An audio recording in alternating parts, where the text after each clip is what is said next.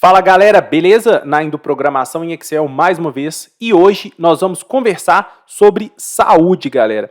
É o seguinte, olha só, para quem não sabe, tá? Eu sou um adepto aí dos esportes, pratico diversos esportes, é claro, não vou mentir, por questão de estética, mas sobretudo por questão de saúde. Hoje eu vou conversar com vocês sobre carga glicêmica dos alimentos, tá? Há um mito muito grande em relação a esse assunto. Muita gente pensa que basta saber o índice glicêmico dos alimentos. Então eu classifico esse vídeo aqui, inclusive, como de utilidade pública. É claro, o que eu vou trazer aqui para vocês, galera, são dados técnicos, dados científicos, não é o que eu penso, não é o que eu imagino, tá? Inclusive, já convido a vir para a tela do meu computador. Eu aqui joguei no Google, basicamente, aqui, abri uma das primeiras notícias aqui, para a gente poder conversar sobre essa diferença entre o índice glicêmico e a carga glicêmica. Inclusive, eu recomendo que todos façam isso. É muito importante a gente saber. Quem pensa em ter uma dieta equilibrada precisa, no mínimo, saber a diferença aí entre carga glicêmica e índice glicêmico. Antigamente, o que o pessoal falava? Olha só, evite alimentos aí de alto índice glicêmico, consuma apenas alimentos de baixo índice glicêmico, tá? Recentemente, o que se descobriu? Se você consome apenas alimentos de baixo índice glicêmico, mas em quantidades elevadas, você vai ter uma carga de carboidratos, ou seja, uma carga glicêmica elevada na sua refeição ou no seu dia, e isso não é interessante. Olha só, vamos começar a nossa conversa aqui.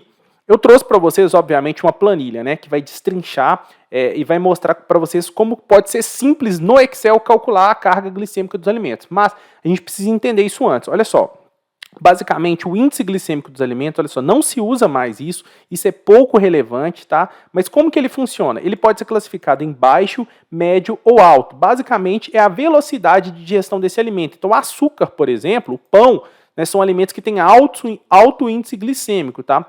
Em outra medida, nós temos outros alimentos aí que têm um índice glicêmico baixo ou médio, como por exemplo a batata doce. Então a batata doce em relação ao açúcar, ela vai demorar muito mais para ser digerida, vai liberando carboidratos de forma mais lenta no nosso organismo. Isso é interessante? Sim, mantém a saciedade por um período maior, distribui ali a carga glicêmica, né? Então isso é interessante para o funcionamento do nosso corpo. Sim, só que adianta eu comer um monte de batata doce? Não vai adiantar, porque a carga glicêmica do meu dia vai ser alta mesmo assim. Então, o que os pesquisadores descobriram? Eles descobriram que a gente precisa, então, controlar, muito mais importante do que o índice glicêmico, é a carga glicêmica. O que isso significa? Basicamente, vou falar de uma forma bem simples aqui. Eu posso comer só pão, desde que a quantidade de pão que eu coma no meu dia não seja suficiente para que eu tenha uma carga glicêmica elevada.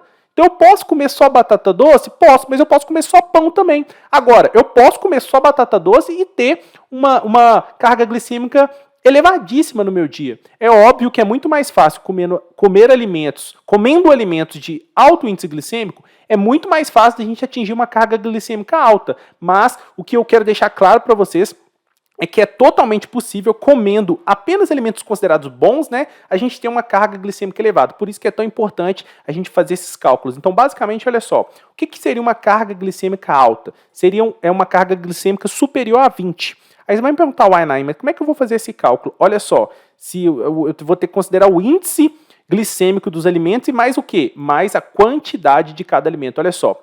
Essa taxa aqui, né, de carga glicêmica, ela é baseada tanto no índice glicêmico, tá? A gente vai fazer uma continha matemática aqui, que vai relacionar o índice glicêmico do alimento com a quantidade de carboidratos que existe naquela porção. Como que a gente faz isso? Você pode jogar no Google para fazer esses cálculos, tá? Mas eu já desenvolvi algoritmos para a gente trabalhar no Excel de forma muito mais simplificada. Então, por exemplo, olha só essa planilha que eu trouxe para vocês hoje, que é a nossa calculadora de carga glicêmica.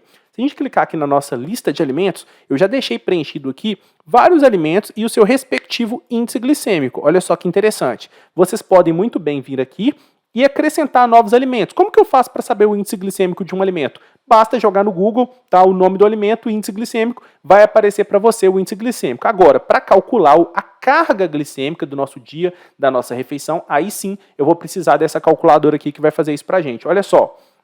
Então vamos pegar, por exemplo, apenas o abacaxi aqui, ó, olha só. Então ele tem um índice glicêmico aqui, 59. O que isso significa? Como a gente viu ali, nada. Não basta saber o índice glicêmico, a gente precisa saber a carga glicêmica. Eu vou pegar uns outros alimentos aqui, olha só, a abóbora. A abóbora já tem um índice glicêmico bem mais alto do que do abacaxi. Vamos pegar um amendoim aqui, ó. O amendoim já tem um índice glicêmico baixo. Por quê? Basicamente, amendoim é gordura, né? Ele tem pouco carboidrato, então o índice glicêmico, a carga glicêmica, lembre-se, está sempre relacionada aí com a quantidade de carboidratos nos alimentos. Então vamos pegar mais um alimento aqui agora. Vamos pegar aqui, por exemplo, a ameixa seca. Vamos pegar um arroz aqui também.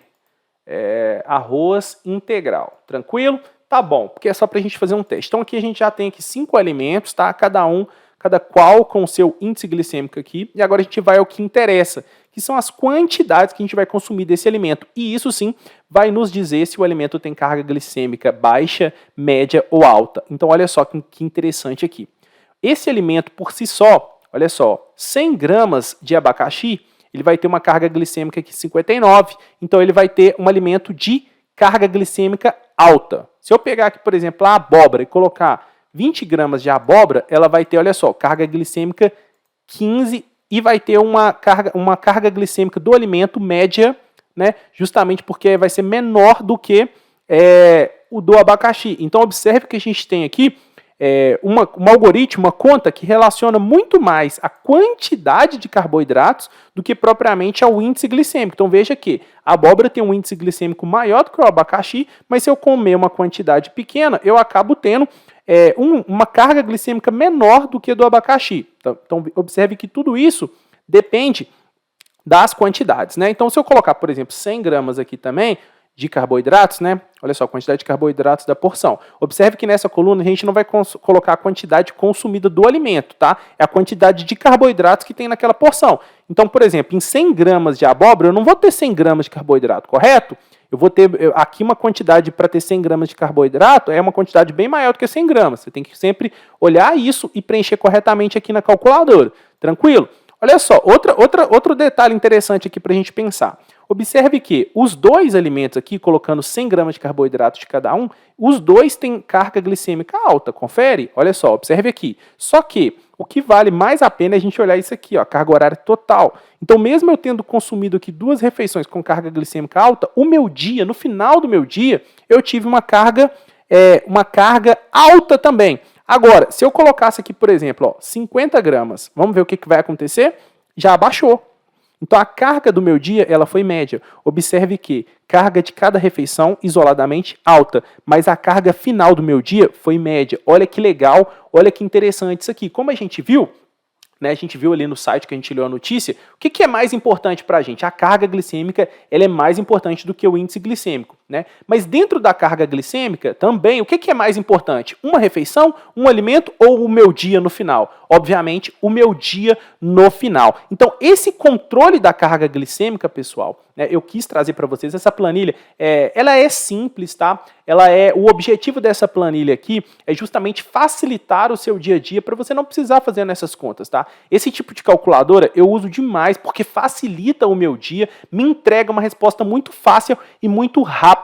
E eu posso desprender tempo fazendo outras coisas. A gente não tem condição nenhuma de ficar parando para fazer conta. Né? Agora, fazer conta a gente não quer, nem pode, a gente não tem tempo para isso. Mas saber a informação a gente precisa, porque isso é fundamental para a nossa saúde, sobretudo no longo prazo. Então eu recomendo que todos vocês façam uso da calculadora de carga glicêmica ou de aplicativos, caso você prefira, né? ou pelo menos desenvolva os seus próprios algoritmos, dê uma pesquisada, leia artigos científicos, né? Inclusive dentro da planilha tem artigo científico aqui também que eu balizei os cálculos, tá, galera? Deixa eu até clicar aqui para vocês, olha só, vai abrir a notícia aqui para a gente. A notícia não, melhor, o artigo. Então os cálculos ali eles são baseados em artigos científicos. Se você tem facilidade com matemática, né, com algoritmos, desenvolva os seus próprios, ou se preferir, use a calculadora de carga glicêmica aqui.